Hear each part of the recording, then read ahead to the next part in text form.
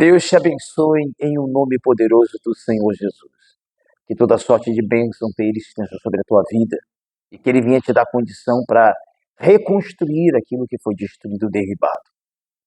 Eu estou com a Bíblia aberta no livro de Neemias, no capítulo 1, diz assim: essa é a história de Neemias, filho de Acalias.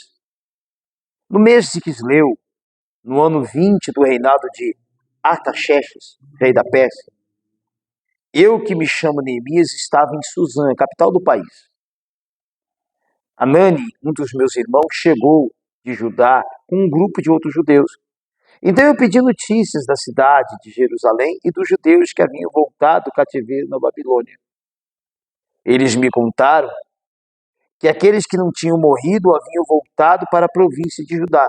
Estavam passando por grandes dificuldades.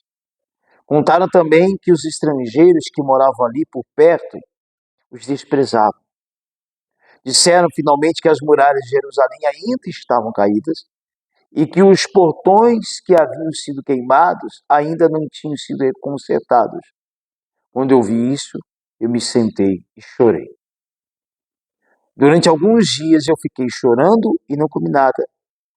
E fiz a Deus esta oração: ó Senhor Deus do céu, Tu és grande e nós te tememos. Tu és fiel e guardas a Tua aliança com aqueles que te amam e obedecem os Teus mandamentos.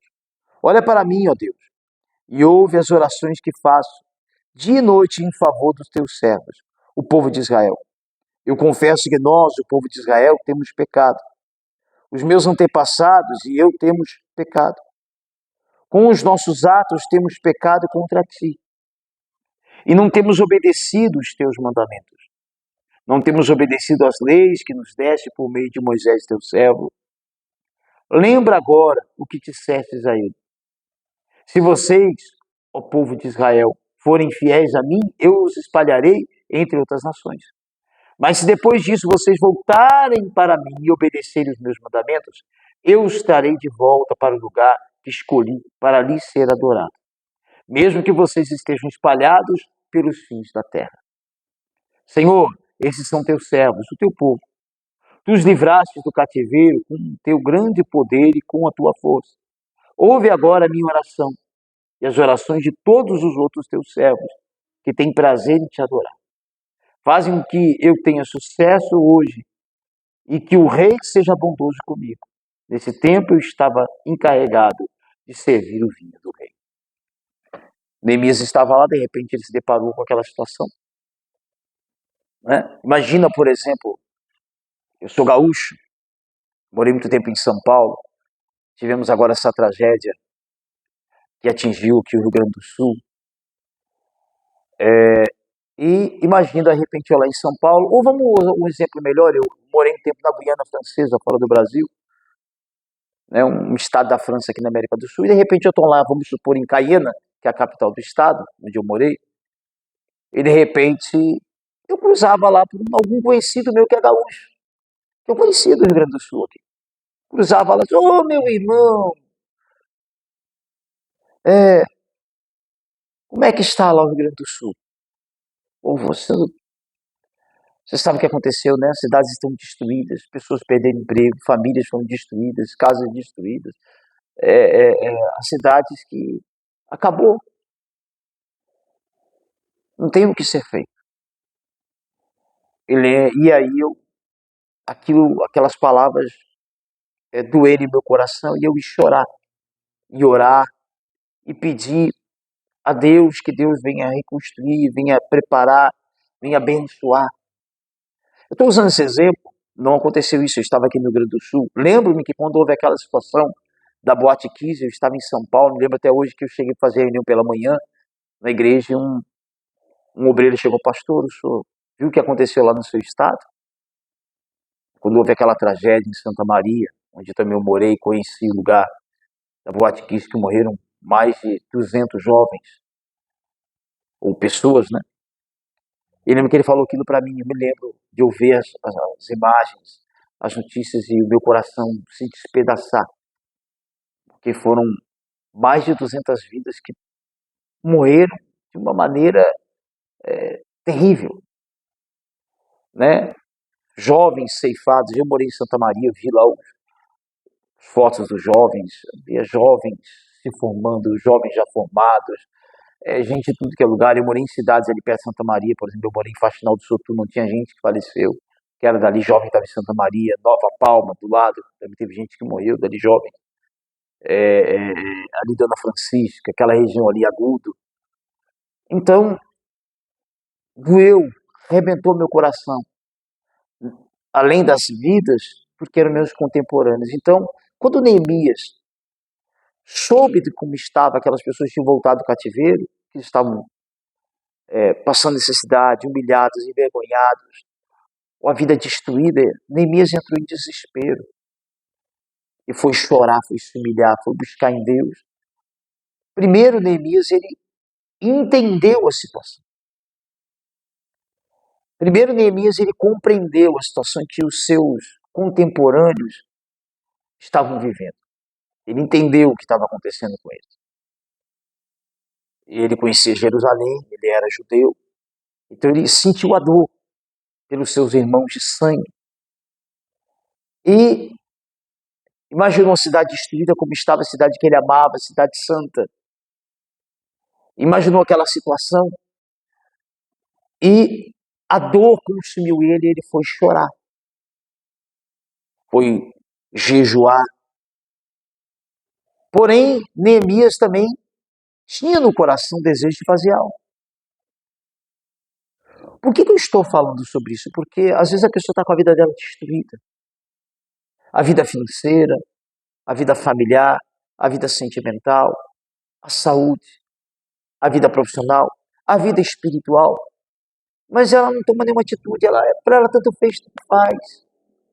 Ela aprendeu, me perdoe, e fala assim, se conformar com aquela situação, conviver, aquela pessoa que ela... Eu lembro que um tempo atrás eu tive uma colega de trabalho que comentou comigo que ela estava com um problema no estômago, parecido com o que eu tive, muito tempo. E eu lembro que eu cheguei e falei para ela, olha, procura um médico. Disse, não, mas... as palavras dela foram, eu já estou acostumada com isso. Eu falei, não, mas isso pode causar... Isso pode ser um problema muito sério, porque em mim estava também se tornando um problema muito sério. Porém, eu resolvi, por muito tempo fui empurrando com a barriga, literalmente, tomando remédio, e fazendo isso, que chegou uma hora que já não funcionava mais nada, e eu resolvi procurar um médico, e o médico falou, vamos fazer isso que vai resolver o problema. Vai ser isso? Vai ser complicado, mas se nós fizermos isso, vai resolver o problema. E foi um milagre de Deus, porque o médico falou para mim, se você demora um pouco mais, você vai ter um câncer no estômago. Lembro-me até hoje. Mas eu fiquei por muito tempo postergando. Assim tem pessoas que ela vai postergando uma situação e vai deixando para lá, e os anos já se passaram, o casamento já se destruiu totalmente, a família está destruída, a vida financeira está dilacerada, está perdendo anos dentro de um lugar, trabalhando num lugar que não é o que ela quer, naquela situação, profissionalmente com a vida destruída, frustrada. Saúde, espiritualmente falando, destruída, empurrando com a barriga, religiosa. Dentro, me perdoe falar assim, dentro de uma igreja que a coisa não vai, a vida dela espiritual está destruída, só porque eu vi milagre. Muita gente fala, porque eu vi milagre, porque eu recebi um milagre aqui. Eu recebi vários milagres no ministério que eu passei, mas chegou um momento que eu olhei e disse, não, peraí, mas não está mais certo isso. Não está correto, não está de acordo com o que a palavra de Deus diz. Eu vi gente falando para mim, não, eu não vou sair daqui. E tu vê a vida da pessoa destruída, acabada, dilacerada. Sabe, dentro de uma igreja com o casamento destruído, a vida destruída, religiosa, um lugar que é nocivo, que só pensa em dinheiro, só quer tirar dinheiro. A pessoa, sabe, tu olha e tu vê que a pessoa está perdendo a salvação dela. É religiosa e não toma atitude. E com essa desculpa esfarrapada. É isso mesmo, talvez você está vivendo, você está nessa situação. Exatamente a situação, onde você dentro de uma igreja, não vou dizer nome de igreja, que você tem que receber. Porque eu vejo milagre, mas na tua vida você não vê com o tempo. Porque eu ligo a televisão, alguém falou, porque alguém falou, tem que ter milagre, tem que ter o pastor, tem milagre. Então, mas é só milagre, e a salvação, e vida com Deus, e alegria. Porque a pessoa vive a vida vendo o dia, acorda de manhã vendo televisão, vendo programação de igreja, porque ela vê milagre. Vê milagre. Porque consagra ali um copo com água, que não sei o quê, porque não sei o quê. Mas a vida dela não acontece nada de mudança. porque ela não toma atitude. Muitas das vezes o meu problema não é a igreja, é ela, porque ela não toma atitude. Aqui também não adiantava nada Neemias ficar orando se Neemias não tomasse uma atitude. Não adiantava nada Neemias ficar orando se Neemias não tomasse uma atitude. Jejuando se não tomasse. Ele foi orar, foi jejuar e pedir que Deus viesse. Ele já falou no final, como ele falou no final, que Deus preparasse para que o rei fosse bom, porque já estava no coração dele, eu quero ir para Jerusalém e eu quero ajudar os meus irmãos lá a reconstruir a cidade e ajudar quem está caído, desanimado, prostrado. Então, tem que haver atitude, junto com a sua oração, o seu jejum, e na igreja, isso, aquilo, tem que haver uma atitude sua também. Uma atitude da senhora do Senhor. Você não vai adiantar nada. Isso tem acontecido com muitas pessoas. Ela quer que o pastor, quer que o apóstolo, que o bispo, que a igreja, que Deus, que o apóstolo, que não sei quem, que não sei quem, que não sei quem, que não sei quem, mas ela não quer tomar uma atitude. O Neemias teve que tomar uma atitude. Ele foi orar, foi jejuar, mas foi tomar uma atitude. Jesus falou, perdão, a Bíblia fala, é assim, obra morta, Jesus falou, vigiai e orai. Ele fala sempre falando de atitude, de atitude, de atitude. E a pessoa está assim. Se Neemias tivesse só orado e jejuado, nada ia acontecer. Mas Neemias já tinha no coração, ele foi orar e jejuar, e veio no coração daquele desejo, eu vou ir para Jerusalém, vou fazer alguma coisa, eu vou me dispor. E Deus preparou.